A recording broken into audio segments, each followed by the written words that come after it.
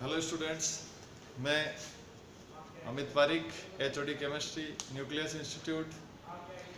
आज से हम 12th के टॉपिक स्टार्ट कर रहे हैं और 12th के सिलेबस में हमारा जो पहला चैप्टर है वो है D block element. D block element coordination से रिलेटेड है, इसलिए मैं पहले आपको डी ब्लॉक पढ़ाऊंगा, उससे नेक्स्ट हमारा जो भी चैप्टर रहेगा कोऑर्डिनेशन का पार्ट है। देखिए, डी ब्लॉक एलिमेंट की बात करें, जैसा कि आपने पीरियोडिक टेबल में पढ़ रखा है पहले कि पूरी जो हमारी पीरियोडिक टेबल थी उस पीरियोडिक टेबल को हमने 4 पार्ट में डिवाइड किया था। 4 पार्ट जो थे पीरियोडिक टेबल के, फर्स्ट पार्ट हमने कहा S block elements, second part हमने कहा P block element, third part में हम बोलते हैं डी ब्लॉक एलिमेंट्स और फोर्थ पार्ट हमारा ए block elements.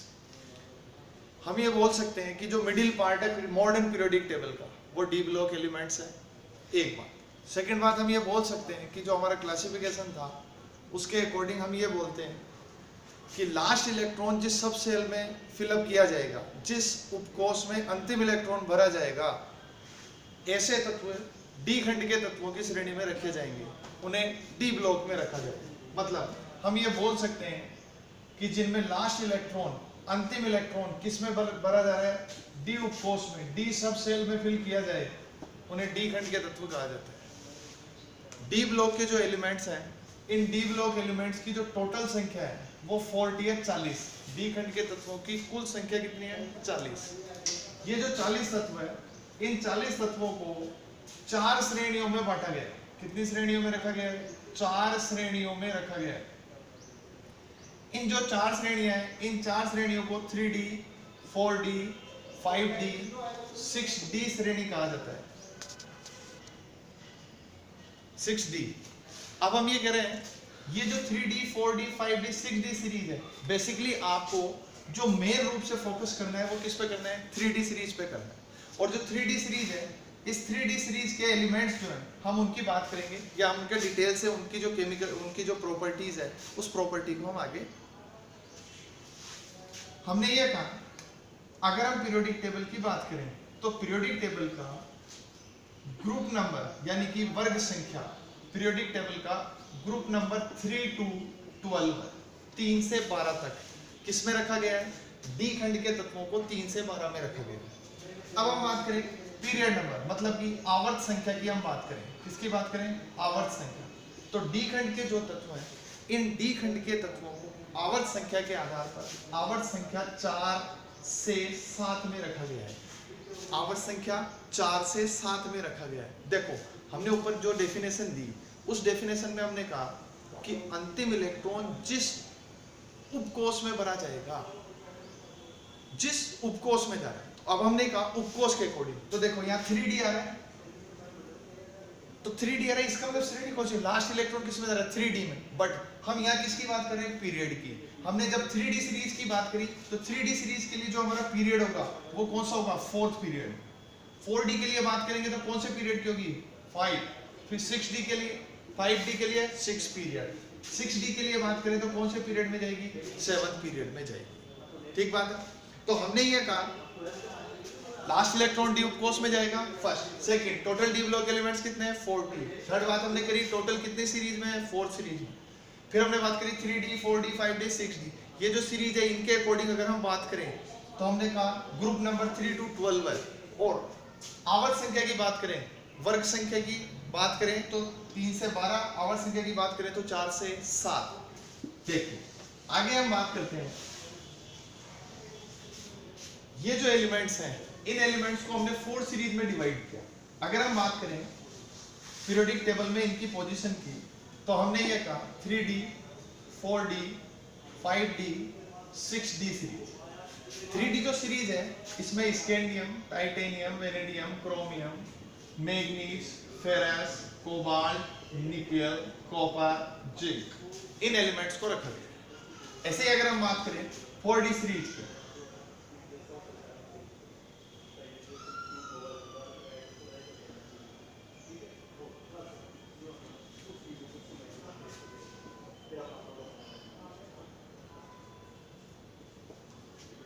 Yttrium, zirconium, niobium, molybdenum, technetium, ruthenium, rhodium, palladium, argentum और कैडमियम, इन एलिमेंट्स को रखा गया। इसकी बात करें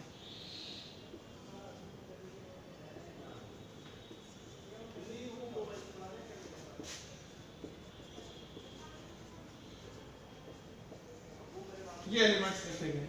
इसकी बात करें 4D सीरीज 6D की बात करें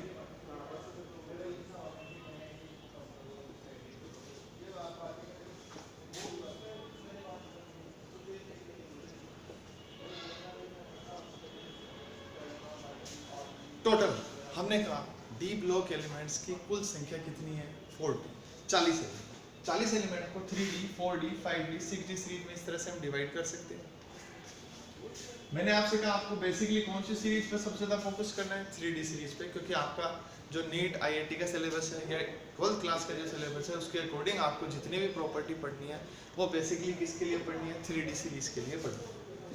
अब हम बात करते हैं 3D सीरीज जो है, इस 3D सीरीज में देखो सबसे बेसिक थी Zn CD Hg और अननबियम, ये जो चार एलिमेंट है जिंक कैडमियम मरकरी और अननबियम, इन एलिमेंट्स को ट्रांजिशन एलिमेंट्स नहीं माना जाता है।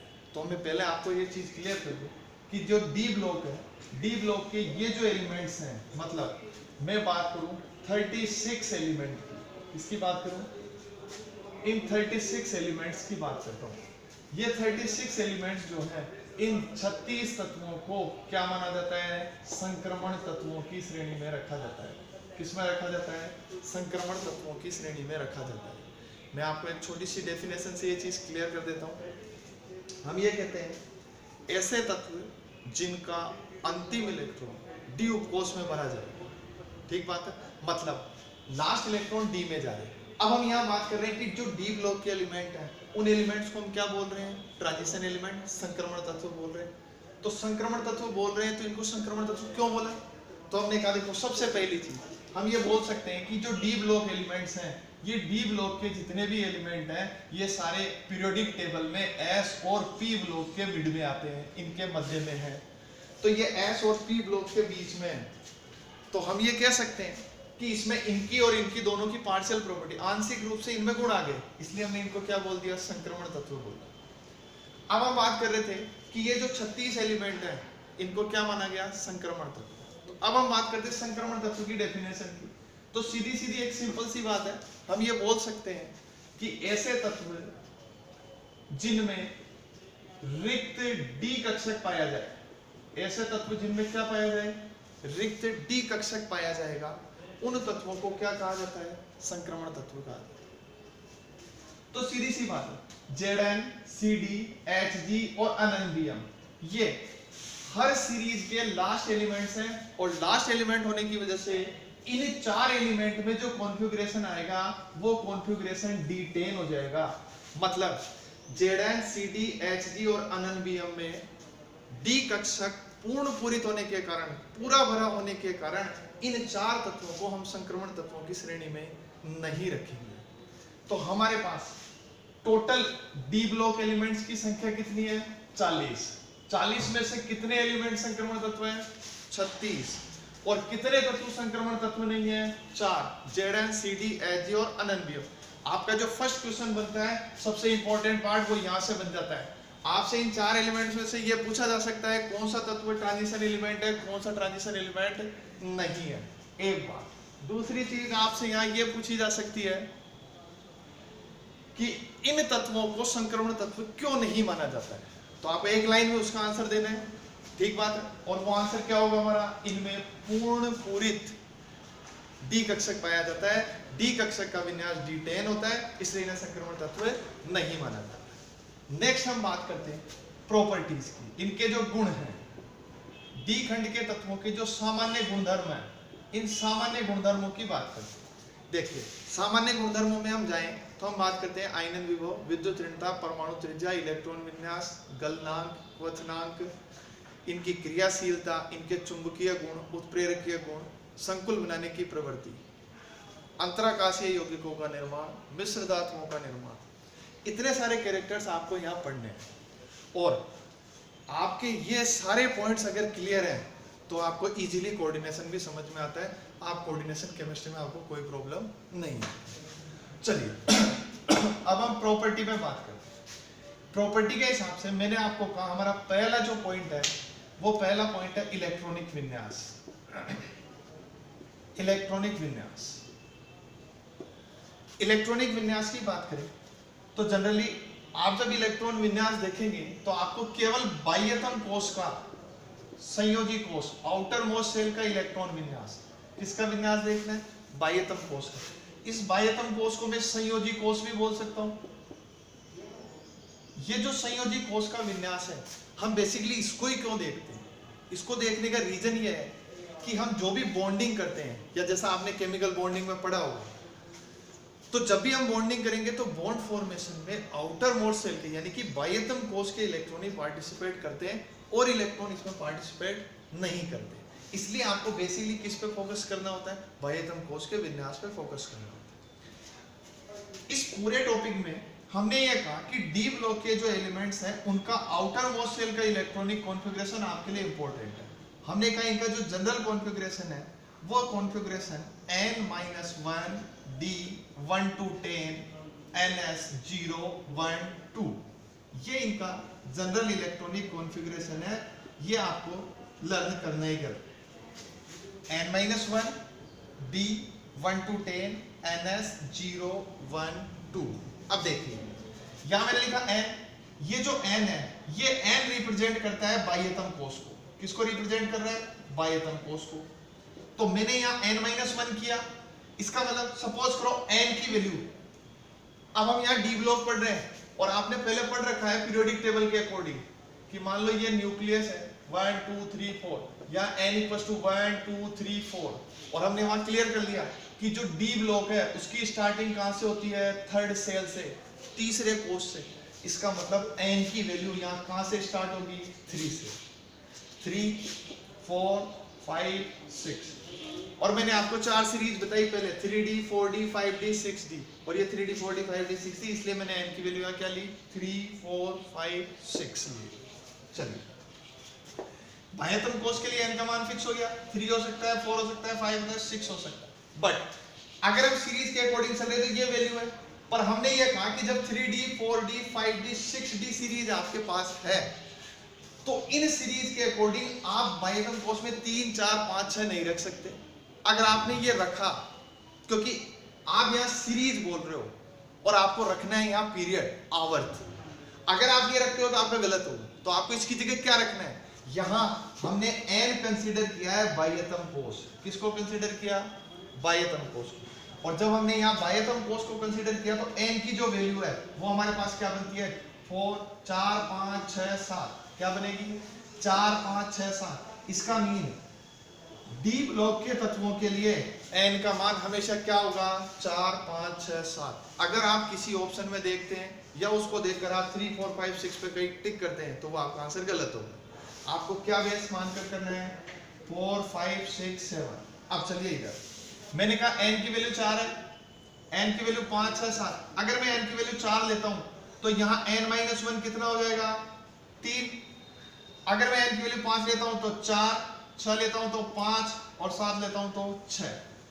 3 4 5 6, और ये n-1d ये रिप्रेजेंट करता है पूर्व उपांतीय कोश को।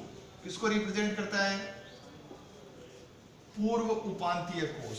और पूर्व उपांतीय कोश वो है जहां लास्ट इलेक्ट्रॉन जा रहा है, और लास्ट इलेक्ट्रॉन कहां जा रहा है? इसके अकॉर्डिंग अगर मैं चौथे आवर्त की बात करता हूं तो किस में जाएगा? तीसरे में। इसलिए हमने ये जो सीरीज लिखी 3 4 5 6 वो यहां से आई है। ये 3 3D में जाएगा, पूर्व उपांतीय, 4 होगा तो 4D सीरीज, 5 होगा तो 5D और 6 होगा तो 6D। चलिए अब हम बात करते हैं कॉन्फ़िगरेशन में, इसी को आगे लेते हैं। सपोज करो मैंने आपको एक एग्जांपल दिया स्कैंडियम का। स्कैंडियम डी ब्लॉक का फर्स्ट एलिमेंट है, पहला एलिमेंट है डी ब्लॉक का। इसका एटॉमिक नंबर होता है 21। एटॉमिक नंबर क्या है? 21। अरे इतना तो याद है ना? नहीं है? इसका एटॉमिक नंबर 21 है या नहीं है? चलो ठीक है, ओके। इसका एटॉमिक नंबर कितना है? 21। अब 21 है तो आप इसका कॉन्फ़िगरेशन लिखो तो क्या लिखोगे? 1s2 2s2 2p6 3s2 3p6 4s2 3d। लेकिन अब हर जगह इसको अप्लाई नहीं करना है भाई, आपसे बार बार कहा जाएगा ठीक है आप उसी कॉन्फ़िगरेशन को रिपीट करेंगे, तो उसका हम एक सिंपल सा तरीका अपनाते हैं। ये जो टोटल कॉन्फ़िगरेशन है 2 2 4 6 10 2 12 और 6 18, टोटल 18 इलेक्ट्रॉन हुए। इन 18 इलेक्ट्रॉन को मैं अक्रिय गैस आर्गन के इलेक्ट्रॉनिक कॉन्फ़िगरेशन के बराबर मान सकता हूं, जो कि एक स्थायी विन्यास है। स्थायी विन्यास होने के कारण मैं यहां लिखता हूं आर्गन 4s2 3d1। इसका मीन ये हुआ कि अगर मुझे स्कैंडियम का इलेक्ट्रॉन विन्यास देखना है तो मैं क्या बोलूंगा, आर्गन 4s2 3d1। चलिए आगे बात करते हैं स्कैंडियम के बाद titanium, vanadium, chromium, manganese, ferrous, cobalt, निकल, कॉपर और जिंक। अब आपको कॉन्फ़िगरेशन लिखना है तो सिंपल सा तरीका, आपको एटॉमिक नंबर पता है 21 है, यहाँ 2 23 24 5 6 7 8 9 और ये 30, ये हमारा एटॉमिक नंबर है। इस एटॉमिक नंबर स्कैंडियम में हमने कहा आर्गन 4s2 3d1, ठीक बात है। देखिए जब इन बाकी का विन्यास देखेंगे तो इन सबके विन्यास में भी आप क्या लिख सकते हो, सीधे सीधे आर्गन, क्योंकि चेंज किस में आ रहा है, चेंज आ रहा है केवल डी इलेक्ट्रॉन्स में। किस में आ रहा है, डी इलेक्ट्रॉन में। बाकी का इलेक्ट्रॉनिक कॉन्फ़िगरेशन बिल्कुल सेम है, बाकी के इलेक्ट्रॉनिक कॉन्फ़िगरेशन में कोई चेंज नहीं आ रहा, क्योंकि हम यहां चलते हैं। इसका कॉन्फ़िगरेशन कितना था 21, इसका कितना है 22। तो देखो यहां पीरियड चेंज नहीं हो रहा, पीरियड तो यहां सब जगह क्या है 4, और पीरियड 4 है इसलिए इलेक्ट्रॉन किस में जा रहा है भाई, यहां लास्ट 4s2 4s2 4s2। तो इन सबका कॉन्फ़िगरेशन फिक्स रहेगा, सबके कॉन्फ़िगरेशन में इलेक्ट्रॉन किस में फिल किया जाएगा, 4s2 में फिल किया जाएगा। बट यहां जैसे जैसे हम आगे बढ़ रहे हैं हम कह रहे हैं एक इलेक्ट्रॉन इसमें जा रहा है, अगले में 22 हो गया, इसका मतलब एक इलेक्ट्रॉन बढ़ गया, फिर अगले में 23 हो गया, फिर अगले में 24 हो गया। तो एक एक इलेक्ट्रॉन बढ़ रहे हैं, उस एक एक बढ़ने वाले इलेक्ट्रॉन को आप यहां बढ़ा दो 3d1 स्कैंडियम में। अब देखो सबसे सिंपल तरीका, इससे सिंपल कुछ नहीं हो सकता। स्कैंडियम में यहां 1 आ रहा है, ठीक बात है, तो आपको 1 से 10 तक की काउंटिंग तो आती है। अब 1 से 10 काउंटिंग आती है तो आपको क्या करना है, यहाँ 1 है तो यहाँ डी में 1 आ गया, यहाँ 2 है तो डी में 2, यहाँ डी में 3, डी में 4, डी में 5, यहाँ डी में क्या आ गया 6, यहाँ 3d7, 3d8, 3d9 और ये 3d में 30 था, तो यहाँ क्या हो गया 10, ठीक बात है। अब ये जो कॉन्फ़िगरेशन आपने लिखा है, इस कॉन्फ़िगरेशन के अकॉर्डिंग मैंने ये कहा यहाँ 1 है तो यहाँ 1 है। अब बेसिकली आपको क्या करना है, दो चीजों पे फोकस करना है। एक आपको फोकस करना है क्रोमियम के इलेक्ट्रॉनिक कॉन्फ़िगरेशन पे, क्योंकि सबसे ज्यादा बार पूछा जाता है। एक आपको फोकस करना है कॉपर के कॉन्फ़िगरेशन पे। आगे मैं आपको ऑक्सीडेशन स्टेट पढ़ाऊंगा इसी चैप्टर में डी ब्लॉक की, उसमें भी हम ये चीज कंसीडर करेंगे वहां पर जाके। इन दोनों पे क्यों फोकस करना है वो चीज यहाँ क्लियर कर देखिए। मैंने कहा क्रोमियम, इसका कॉन्फ़िगरेशन देखें तो कॉन्फ़िगरेशन था argon 4s2 3d1, 4s2 3d4। देखिए यहाँ डी में 4 इलेक्ट्रॉन है, यहाँ एस में 2 इलेक्ट्रॉन है, यहाँ से एक इलेक्ट्रॉन प्रमोट करके इसको देता हूं तो कॉन्फ़िगरेशन बनता है 3d1 4s1 3d5। और ये जो कॉन्फ़िगरेशन है ये अर्धपूरित स्थायित्व को दर्शाता है। किसको दर्शा रहा है, अर्धपूरित स्थायित्व को प्रदर्शित करता है। और दो केस है भाई, सबसे ज्यादा स्थायित्व पूर्ण पूरित कंडीशन का होगा, उससे कम अर्धपूरित का होगा, उससे कम वैकेंट रिक्त स्थितियों का होगा। तो यहाँ हमारे पास रिक्त स्थिति है, जबकि यहाँ हमारे पास अर्धपूरित स्थिति है। इसलिए क्रोमियम ये विन्यास न दर्शाकर कौन सा विन्यास रिप्रेजेंट करता है, इसको प्रदर्शित करता है 4s1 3d5। ऐसे ही हम कॉपर की बात करें, कॉपर कितने पे आता है 29 नंबर पे, 29 पे आता है तो विन्यास वहां के अकॉर्डिंग, यहाँ 9 आ रहा है, देखो रटना नहीं है, यहाँ 9 है तो 9 के आगे क्या लिखा आर्गन, उसके बाद 2 इलेक्ट्रॉन किस में जाएंगे 4s में, और 9 है तो 3d9। अब हमने कहा पूर्ण पूरित स्थिति हो तो स्थायी और विन्यास ज्यादा, सबसे ज्यादा स्थायी हो जाएगा। तो हमने क्या बोला, इसको मैं कैसे लिख सकता हूं, आर्गन, इसका एक इलेक्ट्रॉन यहां फिल कर दूं तो 4s1 3d में 10।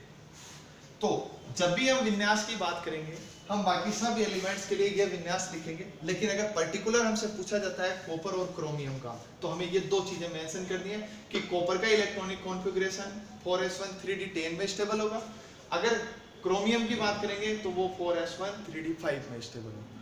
ठीक है, हाँ नेक्स्ट हमारा टॉपिक है सेकंड प्रॉपर्टी की बात करें तो सेकंड जो इसका गुणधर्म है वो है परमाणु त्रिज्या, एटॉमिक रेडियस। और देखो हम ये बात करते हैं कि डी खंड के तत्वों की जो परमाणु त्रिज्या है वो मुख्य रूप से दो कारकों पर निर्भर करेगी। फर्स्ट हम बात करते हैं जेड इफेक्ट की, यानी कि प्रभावी नाभिकीय आवेश, और दूसरी हम बात करते हैं वो निर्भर करती है एस इफेक्ट पर, परिरक्षण प्रभाव पर। और जैसा कि आप सब जानते हैं जेड इफेक्ट बढ़ेगा तो त्रिज्या के मान में कमी आएगी। मतलब मैं ये बोल सकता हूं कि ये जो रेडियस है जेड इफेक्ट के तो इनवर्सली प्रोपोर्शनल होगी, लेकिन एस इफेक्ट के डायरेक्टली प्रोपोर्शनल होगी। यहां व्युत्क्रमानुपाती है और यहां समानुपाती। हमने कहा जेड इफेक्ट बढ़ता है तो परमाणु त्रिज्या के मान में कमी आएगी, एस इफेक्ट बढ़ता है तो परमाणु त्रिज्या के मान में वृद्धि होगी। इन दोनों इफेक्ट की बात करें किसके लिए, डी ब्लॉक के तत्वों के लिए, तो हम ये बोलेंगे ये निर्भर करेंगे अयुग्मित इलेक्ट्रॉनों पर। अयुग्मित इलेक्ट्रॉन पर किस पर निर्भर करेंगे, अयुग्मित इलेक्ट्रॉन की संख्या पर, ऐसे बोल सकते हैं। ठीक है, अब देखिए मैं एक सिंपल सा चार्ट आपको देता हूं। इस चार्ट के अकॉर्डिंग यहां मैंने लिखा है एटॉमिक रेडियस और यहां मैं लिखता हूं एटॉमिक नंबर, परमाणु क्रमांक। ये जो डी ब्लॉक के एलिमेंट है इनके फर्स्ट हाफ पार्ट में अभी आपने विन्यास देखा, चलो यहां चलिए, यहां डी में 1 2 3 4 5 5 इलेक्ट्रॉन है। इससे आगे जब आप जाओगे तो 6 हो गया, मतलब यहां से इलेक्ट्रॉनों का युग्मन प्रारंभ हो गया। यहां तक इलेक्ट्रॉन अयुग्मित है। कैसे हैं, अयुग्मित। और जब इलेक्ट्रॉन अयुग्मित है, मैंने यहां क्या कहा कि ये रेडियस किस पर डिपेंडेंट है, अयुग्मित इलेक्ट्रॉनों की संख्या पर। देखिए स्कैंडियम से लेके एमएन तक अयुग्मित इलेक्ट्रॉनों की संख्या बढ़ती है। जैसे ही अयुग्मित इलेक्ट्रॉनों की संख्या बढ़ेगी, अयुग्मित इलेक्ट्रॉन बढ़ेंगे, तो मैं बोलूंगा जेड इफेक्ट का मान बढ़ेगा। और जब भी जेड इफेक्ट बढ़ेगा इसके अकॉर्डिंग हम कहेंगे त्रिज्या के मान में कमी है, त्रिज्या कम होगी। तो मैं ऐसे बोल सकता हूं स्कैंडियम और यहां मैंने लिख दिया एम, यहां तक रेडियस कम हो रही है, मतलब scandium, titanium, vanadium, chromium, manganese. इसके बाद आगे की बात करें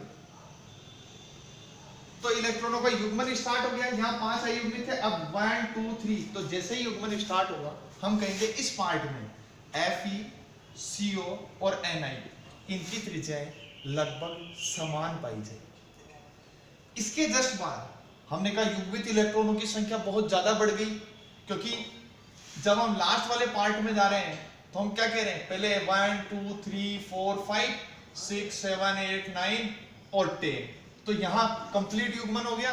तो लास्ट वाले पार्ट में कौन सा इफेक्ट बढ़ गया, एस इफेक्ट। और इसके बढ़ने से त्रिज्या के मान में, एटॉमिक रेडियस के मान में क्या होगी, वृद्धि।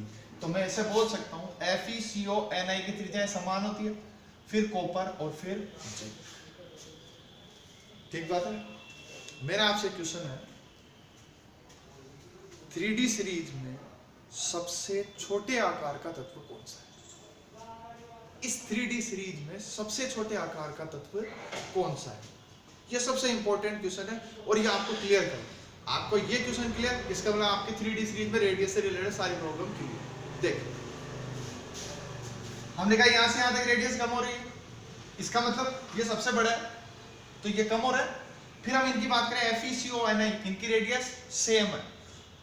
और हम ऐसे कहते हैं जब रेडियस सेम होगी, दो एलिमेंट की रेडियस सेम है, तो हमेशा बाद वाले एलिमेंट को छोटा माना जाएगा, उसका साइज क्या होगा, कम। तो देखो सबसे बड़ा size scandium, titanium, vanadium, chromium, manganese, फिर Fe, CO, Ni, इनकी रेडियस सेम है क्या, तो सबसे छोटा कौन हुआ, Ni। तो आप यहाँ वो कॉन्सेप्ट नहीं लगाएं कि लेफ्ट टू राइट जाएंगे तो रेडियस कम होगी, अप टू डाउन जाएंगे तो रेडियस इंक्रीज होगी या रेडियस बढ़ेगी। आपको एक सिंपल सा कॉन्सेप्ट लगाना है, वो क्या था कि डी ब्लॉक एलिमेंट की रेडियस इन दो फैक्टर पे डिपेंड करती है। ठीक बात है। तो मैं सीधी सी सिंपल सी बात बोलता हूँ, 3D 4D 5D, अगर हम इन सीरीज की तुलना करते हैं 3D श्रेणी, 4D श्रेणी और 5D श्रेणी की, अगर मैं त्रिज्या की तुलना करूं, ये तो 3D हो गया अपना कि 3D में सबसे बड़ा कौन, स्कैंडियम, सबसे छोटा कौन, Ni। अब आओ यहाँ 3D 4D 5D में। 3D आप वर्ग में ऊपर से नीचे जा रहे हो, कहां जा रहे हो आप, वर्ग में ऊपर से नीचे, और जब आप वर्ग में ऊपर से नीचे जाते हो तो कोषों की संख्या बढ़ती है। किसकी संख्या बढ़ती है, कोषों की संख्या में वृद्धि होती है, और कोषों की संख्या बढ़ती है, इसका मतलब परमाणु का आयतन बढ़ेगा, आयतन बढ़ेगा मतलब आकार बढ़ेगा। यानी कि 3D से किसका आकार बढ़ा होगा, 4D का, 4D से किसका आकार बढ़ा होगा, 5D का। लेकिन लेंथेनॉइड संकुचन प्रभाव के कारण, किसके कारण, लेंथेनॉइड संकुचन प्रभाव के कारण आकार बढ़ने की जगह क्या हो जाता है, कम हो जाता है। और ये जो लेंथेनॉइड संकुचन है ये हम डिस्कस करेंगे जब हम एफ ब्लॉक एलिमेंट्स पढ़ेंगे। अभी हम डी बात करें, जब हम एफ पढ़ेंगे हम इसको वहां डिस्कस करेंगे। इसका मीन, इसके अकॉर्डिंग हमारा ऑर्डर क्या हो गया, 3D, 3D से बड़ा कौन हुआ, 4D। अब मैंने कहा जब बराबर हो गया तो बाद वाले को छोटा मान लें, तो हमने कहा 4D से कौन छोटा हो गया, 5D। तो देखो सेकंड क्वेश्चन आपका रेडियस में से ये बन रहा है, फर्स्ट क्वेश्चन ये order, second question 3D 4D 5D का ऑर्डर जो आपको क्लियर है। हमने कहा इससे इसका आकार बढ़ा है, कोषों की संख्या बढ़ रही है, इससे इसका आकार बढ़ा है, कोषों की संख्या तो बढ़ रही है, बट वहां कौन सा इफेक्ट लग रहा है, लेंथेनॉइड संकुचन प्रभाव, इसलिए आकार बढ़ने के स्थान पर क्या हो गया, कम हो गया। इसलिए रेडियस का ऑर्डर क्या होगा, 3D 4D 5D। इसलिए आपको ये ऑर्डर लर्न करना है। ठीक बात है। चलिए अब हमारा रेडियस कंप्लीट हो गया।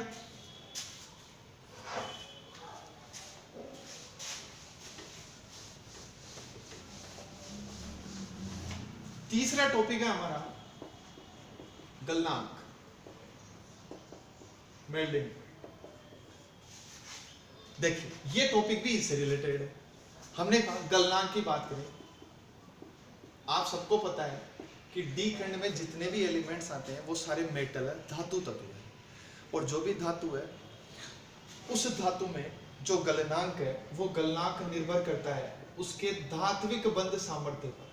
किस पर निर्भर करता है, उसके धात्विक बंध सामर्थ्य पर निर्भर करता है, और धात्विक बंध सामर्थ्य निर्भर करता है अयुग्मित इलेक्ट्रॉन की संख्या पर, अयुग्मित इलेक्ट्रॉन की संख्या पर। गलनांक किसके समानुपाती हुआ, धात्विक बंध सामर्थ्य के, और धात्विक बंध सामर्थ्य किसके, अयुग्मित इलेक्ट्रॉनों की संख्या पर निर्भर करेगा।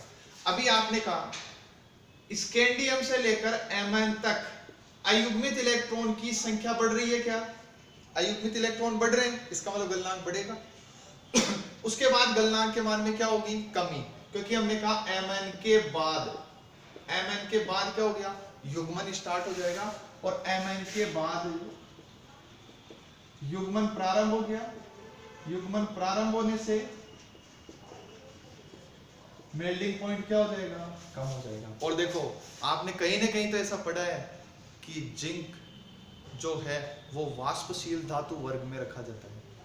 वाष्पशील धातु में क्यों रखा जा रहा है, क्योंकि उसका मेल्टिंग पॉइंट, उसका गलनांक बहुत कम है। लेकिन यहां अगर हम इसके बेस पे चलते हैं तो हमारा ऑर्डर क्या होगा, स्कैंडियम से Mn तक गलनांक के मान में वृद्धि, और उसके बाद गलनांक के मान में कमी होती है। लेकिन Mn इसका अपवाद है, Mn इसका क्या है भाई, अपवाद। ये एक्सेप्शन केस है। Mn अपवाद क्यों है, तो देखो आपने ये कहा जब Mn का इलेक्ट्रॉनिक कॉन्फ़िगरेशन आपने लिखा तो आपने Mn के लिए लिखा argon 4s2 3d5, 4s2 3d5, और जब आपने ये विन्यास लिखा तो आपने ये देखा कि यहाँ D में 5 इलेक्ट्रॉन है और S में 2 इलेक्ट्रॉन है। ये अर्धपूरित स्थायित्व को दर्शा रहा है और ये पूर्ण पूरित स्थायित्व को दर्शा रहा है। मतलब ये D5 विन्यास अर्धपूरित स्थायित्व है, अर्धपूरित स्थायित्व को दर्शा रहा है। और जब ये अर्धपूरित रूप से स्थायी है तो ये आसानी से बंध निर्माण में भाग नहीं लेगा, ये अपने इन इलेक्ट्रॉनों को आसानी से दान नहीं कर सकता। तो अर्धपूरित स्थायित्व के कारण Mn का जो गलनांक है, Mn का जो गलनांक है वो इसके निकटवर्ती तत्व, मतलब इसके एक तरफ, इससे पहले क्रोमियम आता है और आयरन, उनसे क्या होता है, कम पाया जाता है। तो देखो एक तरफ Fe आता है, एक तरफ क्या आता है, एक तरफ क्रोमियम आता है और एक तरफ आयरन आता है, इनसे कम पाया जाएगा। इसको मैं आपको क्लियर कर सकता हूं, देखिए आप इसको ऐसे समझें, यहां एटॉमिक नंबर लिख लो, यहां मेल्टिंग पॉइंट लिख लो, ठीक बात है। Chromium, scandium, titanium, vanadium, chromium, manganese, ferrous, cobalt, निकल, कॉपर और ये जिंक। देखिए scandium, titanium, vanadium, chromium, manganese, ferrous, cobalt, निकल, कॉपर और जिंक। हमने कहा जिंक का सबसे कम होता है, ठीक बात है, तो जिंक सबसे नीचे आ रहा है। अब आप इसको मेज करके ग्राफ प्लॉट कर लो, ये लो Mn का गलनांक Cr और Fe से क्या पाया जाता है, कम पाया जाता है।